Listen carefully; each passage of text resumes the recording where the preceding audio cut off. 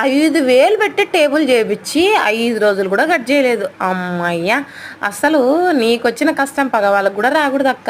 ఏంటంటే మన వీడియోలో చెప్పాను కదా, నేను కొత్తగా మిషన్ నేర్చుకున్నట్టు ఊరికే సతాయిచ్చి నేను టేబుల్ అయితే 1500 పెట్టి తెప్పించాడు మా మామయ్య అని. మళ్ళీ 10 రోజులు కూడా కట్ చేయలేదు. Full warning. ఆ 1500 ఉన్న ఏదో దానికి వచ్చిండు కదా అని తిట్టినాడని చెప్పాను కదా. నాకు ఒక సిస్టర్ అయితే కామెంట్ పెట్టింది. నేనైతే ఆ సిస్టర్ గురించి వీడియో చేయాలని చేస్తున్నా. నేను 1500 పెట్టే టేబుల్ తెచ్చుకొని ఉంటేనే ఆ టేబుల్ వేస్ట్ అయిపోయాయని నాకు ఇంట్లో రోజు ఏదో ఒక విధంగా శుభవార్తలు అయితే పడుతూ ఉంటాయి. ఏకంగా ఆ అక్క 5,000 పెట్టి టేబుల్ చేయించుకుంది. 5,000 లాస్ అయిన దానికి చాలా బాధ కదా. ఏదో ఒక దానికి పనికి వస్తుందనుకోవచ్చు.